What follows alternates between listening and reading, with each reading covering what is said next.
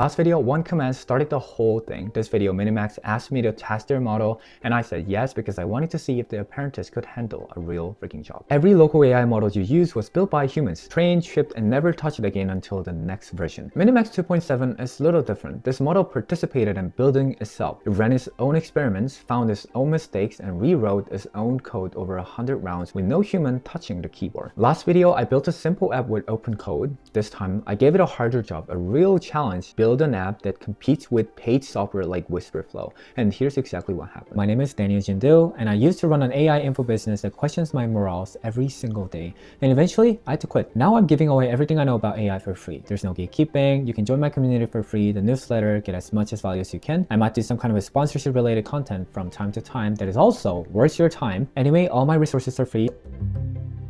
This video covers three things: what Minimax 2.7 is and why is it different from other local AI models, and whether it can build real, usable apps through OpenCode, and whether the claims on its resume hold up when I give it a harder job. Many of you wanted to know what the local AI model can actually do, and this is one of the use cases that I'm presenting to you. If you missed video 1 where I briefly cover OpenCode itself, link in the description. You don't need to follow along, but it gives you the full picture.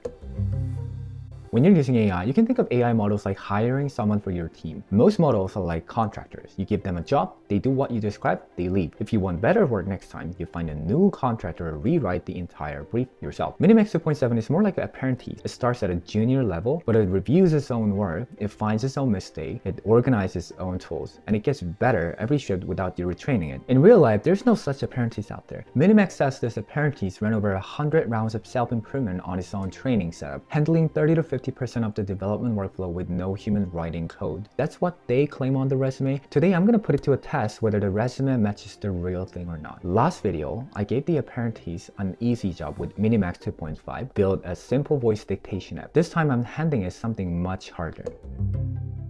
M2.7 is the Minimax's newest AI model. Same basic architecture from M2.5 from video 1, 230 billion parameters total, but only 10 billion activate per request. You can think of it like this: the apprentice has access to a warehouse full of specialists, like hundreds of them. But for each task, it only calls in the right ones. Maybe 5 or 6 experts walk on the floor, do the work, and step back. You're not paying all 230 billion to stand around. You're paying only 10 billion to do the job properly. And that's why it costs a fraction of a bigger model. How much of a fraction are we talking? We're talking 30 cents per million input tokens. You know that Claude Opus charges roughly around $5 to $7. That's about 1/20th of the price. The apprentice is cheap, but the real question is whether cheap means bad. On paper, the resume says no. Minimax reports 56% on SWE Bench Pro, which is a test for real-world coding across big projects software engineer. That score matches GPT 5.3 codec. They report 57% on the Terminal Bench 2, which tests whether the model can operate inside a real computer terminal, run commands, debugging, manage processes, and 9 gold medals on MLE Bench Lite, which is a machine learning competition where the model ran experiments on its own for 24 hours. I want to be straight about these numbers. Minimax runs some of these tests on their own internal systems using their own setup. The scores might not be directly comparable to how other companies report theirs. Research group called Scale published a paper showing that under control, standardized conditions, even the best models score much lower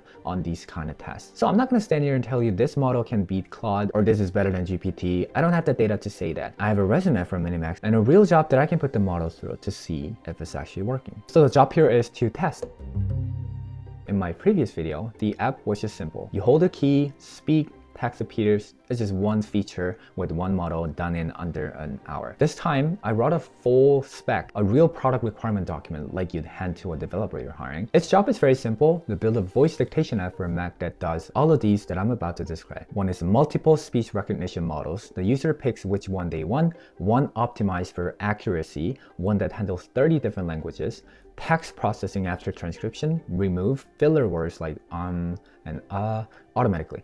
Convert spoken numbers to digits, so $23 becomes the number $23. Auto punctuation, bullet point formatting, and the feature I was most interested in was hold the trigger, speak a command like rewrite this more formally, and the AI transform your selected text right there. This is the kind of app people pay $10 a month for. Wispr Flow, Super Wispr Flow, Type Less, tools like that, right? And I want to see if this apprentice could build a competitor using OpenCode running on Minimax M2.7.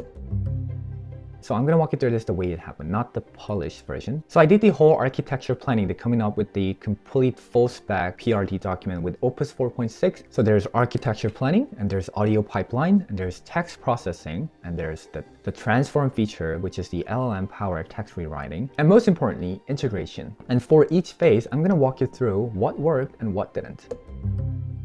Okay, I'm gonna walk you through each phase, which I wrote my error down here. As for audio pipeline, I had an issue with the audio conversion architecture, which it turned out to be the boundary between real-time audio capture and resample session audio was implemented just incorrectly, and I was having a very hard time finding this culprit. So I just decided to, like best practice are always out there. I reverse engineer apps like Wispr Flow and Typeless. Obviously, I cannot reverse engineer without having to access their code base, right? By guessing what their architecture looked like with the help of AI, I was able to find the error and fix it. And as for text processing, there were minor errors like on the microphone selector side, text processing toggles. So some were just not working properly, especially the number conversion and the bullet points, transformation, and also the selected text transformer. And most importantly, the model selector and the model behavior were UI only. The backend was not connected, and I had to wire those up. And as for transform modes and selected text, I think I just talked about this. Ollama was not routed in the backend. And additionally, the model I chose for this feature was just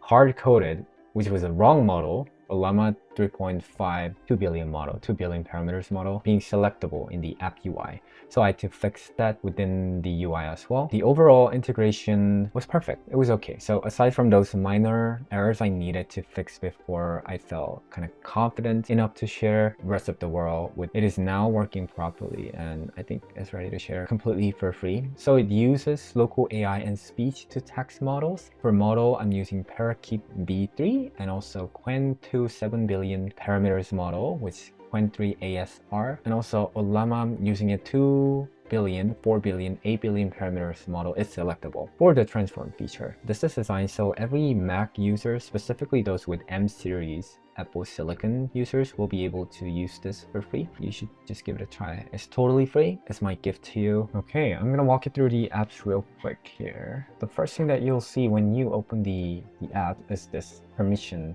require pop-up, which you will have to give the permission to be able to do the voice dictation. Okay, we're good. Now check permission, and you're gonna give allow for the voice dictation. Now everything is enable. Now hit OK. Now you're good to go. Go to the models. So all of these I have already downloaded from the app itself, but then in your case you probably don't have these models yet. So I would suggest you download it by clicking on the download button here for both. As for the Ollama as well, Ollama you'll probably have to download from the terminal or by using any AI assistant to pull the models. The models here listed as 3.5 2 billion parameters, 3.5 4 billion, and up to 9 billion parameters are all three. Today I'm going to run it with the 2 billion parameters because my MacBook has a lot of things running at the same time. So I don't want to blow up my laptop. So let's go to the setting. There's your trigger key. Without this, you won't be able to dictate your voice. The mic is already chosen for me. The mic that I'm using is a wireless microphone, so it's this one. I chose this one. Text processing, and there's output. Everything is turned on by default except the auto send feature. I'll stick to right option key for me, and let me see. Isolation test. Hello, is this working? Isolation test. Hello, is this working? Yeah, it's working properly. Now we're gonna try this Qwen 3 ASR model, which is a multilingual model with 30 languages, including my mother tongue Korean. So I'm gonna try this one. Let's try English first. 私は韓国人です。俺は今 YouTube ビデオを撮っています。Okay, Japanese is also working. Now I'm gonna try my mother tongue. 안녕하세요. 지금 유튜브 영상 찍고 있습니다. 피곤하네요.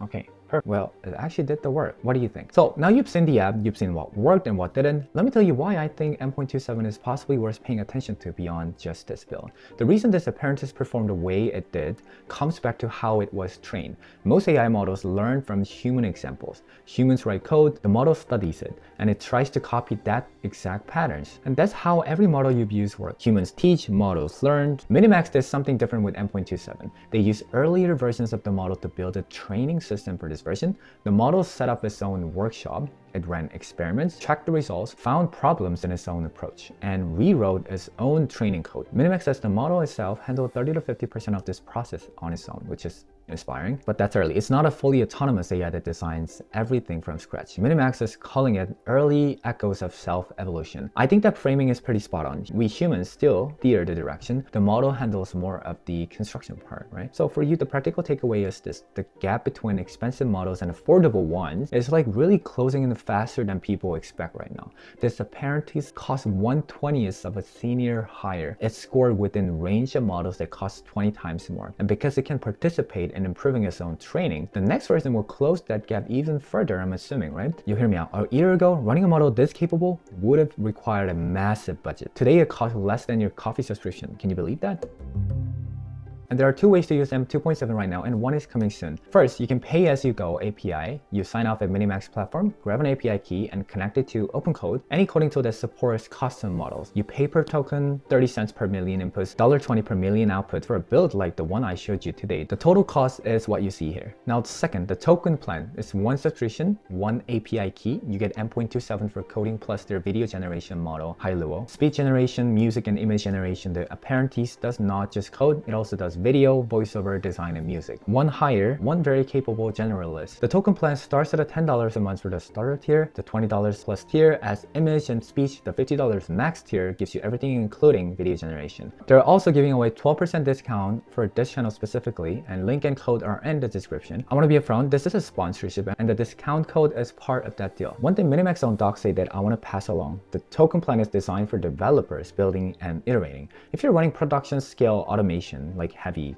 all-day usage, they recommend the pay-as-you-go API for that. Still cheaper than Claude, the subscription has request limits that reset every hours, which is good for building. It's not designed for running a factory. Now, the thing I'm most excited about, Minimax has open source every model before M2.7, M2, M2.1, M2.5 that I showed you last video, all released with open weights. Their team has signaled M2.7 is the next one that's going to be open source. I think it's going to happen in the coming weeks. You'll be able to bring this apprentice in-house. Download the model, run it on your own hardware, if the hardware is good enough. There's no API fees, no subscription. The apprentice works for you directly. Last video, one command started the whole thing. This video, Minimax asked me to test their model, and I said yes because I wanted to see if the apprentice could handle a real freaking job. You saw the result, you've seen the app. If you want to try Minimax M2.7, the token plan link with 12% off is in the description. And if you want to decide what I build and test next, that's how this channel runs. You ask, I built, we all learn. See you in the next video.